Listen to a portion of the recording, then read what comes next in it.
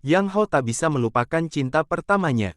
Dia akhirnya berhasil saling berkirim surat dengan gadis tersebut. Namun, hal yang tak pernah dia tahu adalah balasan yang diterimanya bukan ditulis oleh gadis yang dia inginkan, melainkan oleh sang adik dari si gadis. Pasalnya, gadis yang ia idamkan itu sedang sakit parah dan tak bisa melakukan apapun bahkan untuk bicara. Gadis yang dia ingat bernama Soyeon itu membuatnya nyaman melalui balasan surat yang dikirimkan. Mereka akhirnya sepakat bertemu di tanggal 31 Desember syaratnya jika hari itu turun hujan. Bagaimana kelanjutan kisah Yang Ho dan Soyeon? Yuk kita ulas bareng-bareng film ini. Tanggal 31 Desember tahun 2011 seorang pemuda pengrajin payung bernama Yang Ho menunggu hujan, menunggu sesuatu yang sangat kecil kemungkinannya untuk terjadi. 8 tahun lalu Yang Ho bertemu seorang gadis cantik. Ia sedang makan di pinggir jalan. Gadis bernama Sujin tersebut memesan sup dan mulai menyantapnya tepat di sebelah Yang Ho. Ternyata dia mengenal pemuda itu dan langsung berlaku layaknya teman bahkan tak segan mengambil jajanan lalu meminta Yang Ho membayarnya. Yang Ho juga terlihat mengenalnya tapi tampak segan dan malu. Sampai di rumah ternyata sudah ada Yang Huan, sang kakak yang sedang merayu ayahnya untuk memulai bisnis. Dia membahas kegagalan Yang Ho masuk ke universitas setelah 3 kali mencoba. Yang Huan tak punya ide mengenai apa yang dicita-citakan adiknya tersebut. Dia ingin Yang Ho segera kuliah untuk mengurangi beban sang ayah. Ingatannya kembali pada masa saat dia kecil dulu.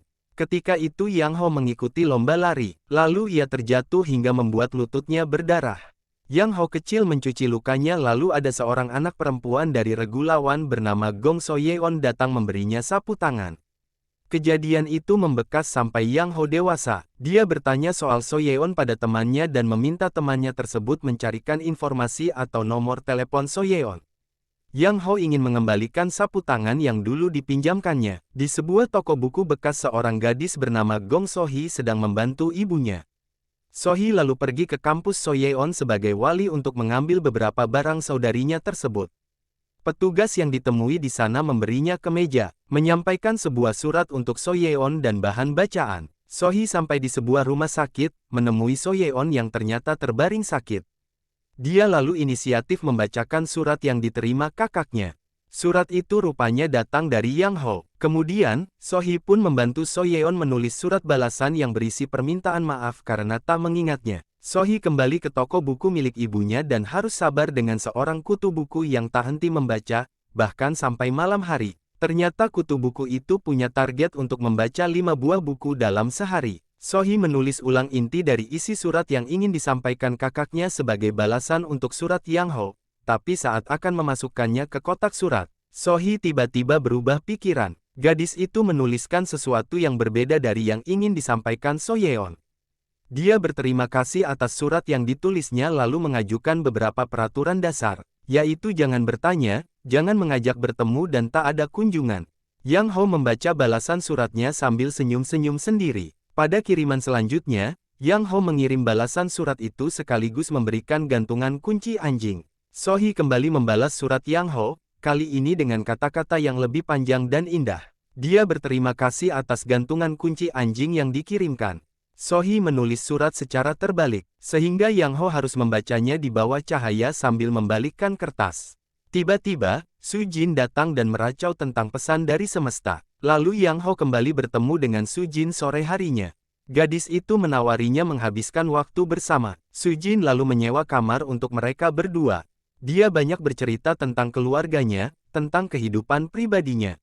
Namun, Yang Ho mengatakan tak ingin tidur dengannya tapi Sujin sebaliknya. Alur kembali ke akhir tahun 2011, memperlihatkan Yang Ho berlari di bawah suhu dingin. Pemuda itu tampak membuang waktu sambil menunggu seseorang datang.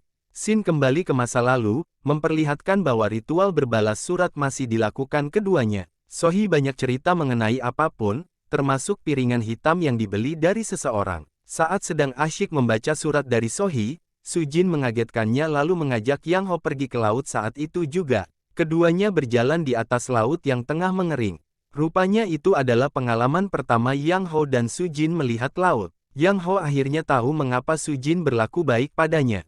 Gadis itu melihat Yang Ho sebagai pemuda yang bodoh dan polos. Sore itu mereka menikmati kebersamaan. Lalu, siapa yang akhirnya akan bersatu dengan Yang Ho? Sujin, Sohee, Atau gadis pujaannya yang selama ini terbaring sakit, So Yeon? Yap, sesuai judul film ini Waiting for Rain. Premis film ini adalah memang menunggu hujan, tepatnya menunggu hujan untuk bertemu seseorang.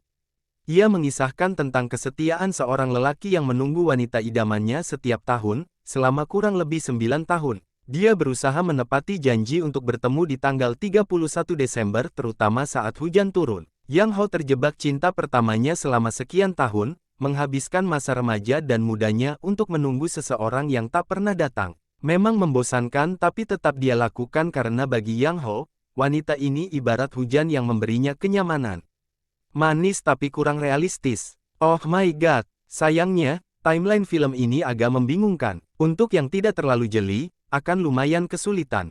Yang dimana film ini memiliki alur maju mundur, tapi tidak ada pembeda mencolok antara masa lalu dan kehidupan Yang Ho yang sekarang. Selain perasaan romantis yang dimiliki Yang Ho pada So Yeon, film ini juga mempertontonkan persahabatan antara Yang Ho dan Soo Jin.